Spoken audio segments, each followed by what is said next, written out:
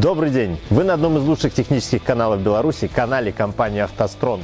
И помните, что двигатели, КПП, турбины, а также 80 тысяч запчастей ждут вас здесь, на Домбровской, 15. И мы продолжаем радовать вас нашими разборками. И сегодня мы разберем двигатель DW8 с Fiat Scudo.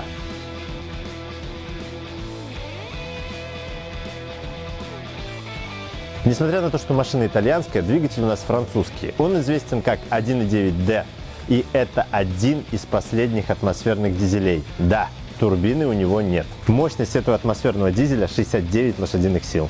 Он встречается на коммерческих Fiat, Peugeot и Citroën, а также на легковых Peugeot 206 и 306, а также Xara. Этот двигатель производился с 1998 по 2006 год.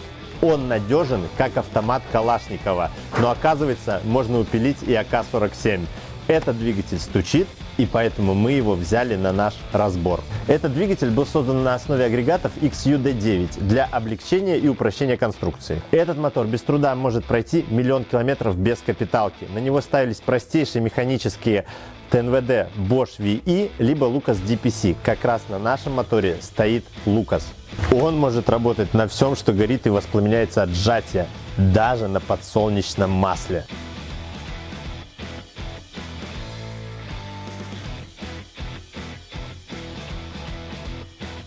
Сюда подсоединяется трос от педали газа. Настоящий old school. Но EGR у него есть, чтобы соответствовать хоть каким-то экологическим нормам 2000-х. Кстати, Евро 3.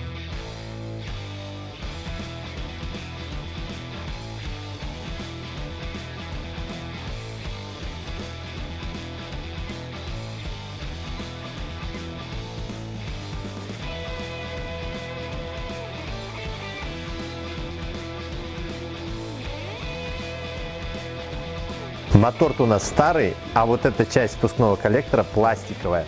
Клапан EGR у нас электрический. Фишка, электромотор и провод. Мотор у нас пробежал аж 300 тысяч километров, но во впускном коллекторе относительная чистота.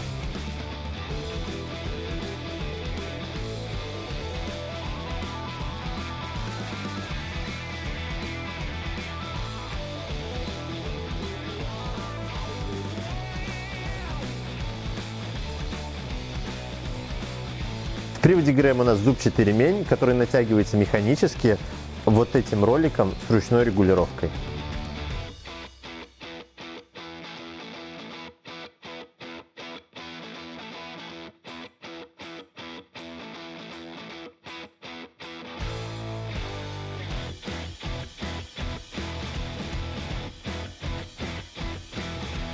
Итак, встречаем наш насос Lucas DPC. Он сложен конструктивно, сложен в регулировках. Практически все его регулировки нуждаются в ручном подходе. Единственная вещь, которая здесь управляется электроникой, это клапан опережения впрыска. Этот насос очень капризный, у него текут сальники, изнашиваются подшипники, изнашивается плунжерная пара, и все эти детали стоят баснословные деньги. Поэтому проще купить насос Lucas DPC где? В «АвтоСтронге». Либо поставить вместо него насос Bosch VE.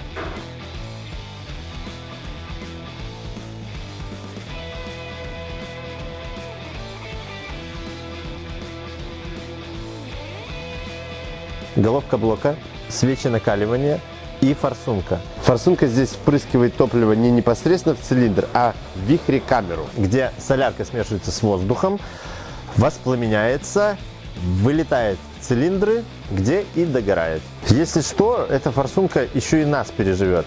Но если что, вы знаете, где эти форсунки в наличии.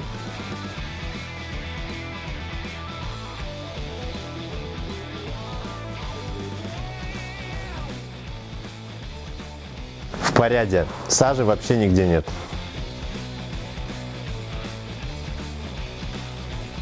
Обратите внимание на вот эту толстую трубку, которая удаляет картерные газы непосредственно из картера. Инженеры думали, что здесь их будет реально много, поэтому сделали ее вот такую здоровую.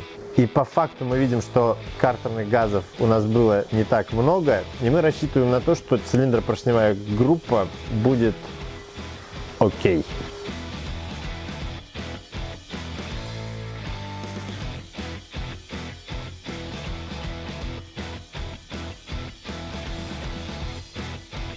Все элементарно и просто. Простейшая голова, один распредвал и нету гидрокомпенсаторов. Мотор проехал 280 тысяч, а распредвал классный.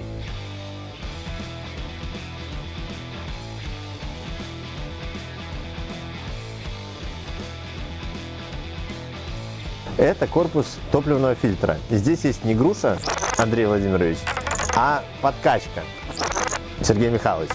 И она служит для того, чтобы при замене фильтра накачать в него топливо.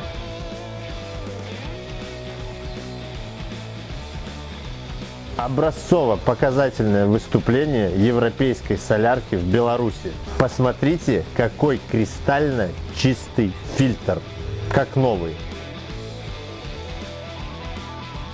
Моторы, которые приезжают из Европы, питаются там очень даже хорошо. И мы заправляем свои автомобили этим топливом из Европы.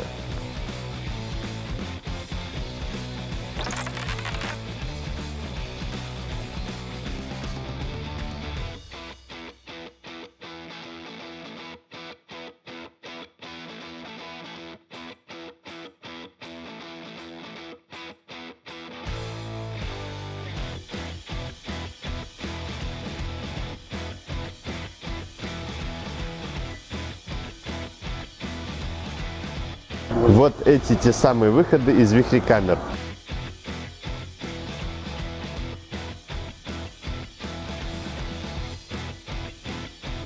По цилиндрам у нас нет вопросов, нет задиров и есть хон. И мы нашли предварительную причину стука. Значит, смотрите, поршень поднимается. Когда поршень опускается, клапана открываются. Так вот, в чем суть? Этот поршень уходит, а вот этот поршень задерживается в верхней мертвой точке. Посмотрите, как вот этот поршень ушел вниз, а вот этот остался на месте. И как минимум вот в этом положении в него ударяется впускной клапан и рождается стук. Это как минимум, но здесь мы видим две отметины. Значит, поршень ударялся еще и о выпускной клапан. И сейчас мы разберемся, что там с шатуном у третьего поршня.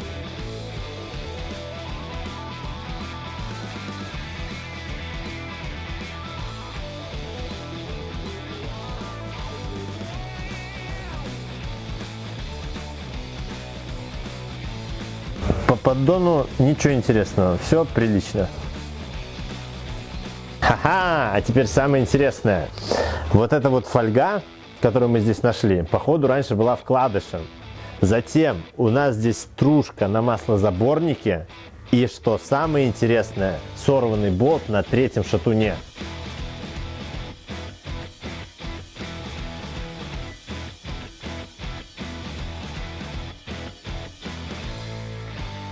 Оставшаяся гайка на проблемном шатуне открутилась рукой. Такого в наших видео мы еще не видели. Наблюдаем остатки фольги и очень подранную крышку шатуна.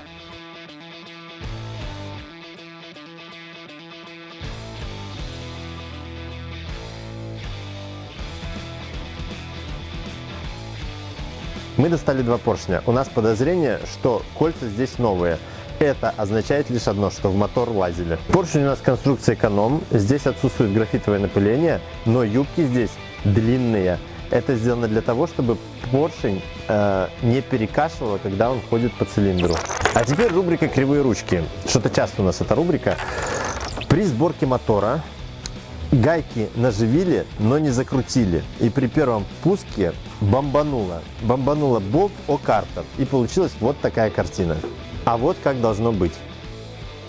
При износе вот этого вкладыша у нас начала образовываться стружка. Эта стружка попала в масло.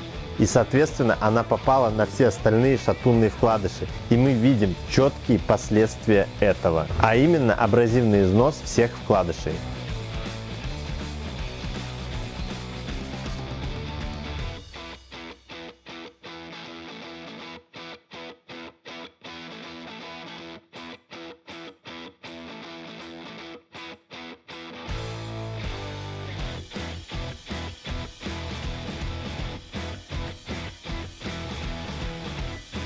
Стружка разнеслась по всему двигателю и нанесла урон и шатунным, и коренным вкладышам.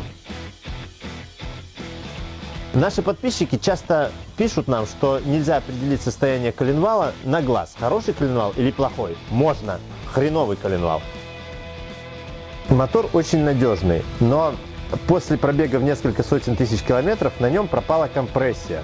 И кто-то решил заменить на нем компрессионные кольца. Операция вроде бы безобидная, заменили. Молодцы. Но не закрутили гайки на одном из шатунов. Молодцы. После этого мотор завели. На СТО он работал исправно, но при дальнейшей езде гайки не закрученные раскрутились и бомбануло. Разборка закончена. Обязательно подписывайтесь на канал, ставьте большой палец вверх, покупайте у нас только качественные запчасти, заходите на наш сайт, заходите на наши соцсети, следите за нашим мегапроектом про BMW, делитесь этим видео. И с вами была компания «АвтоСтронг».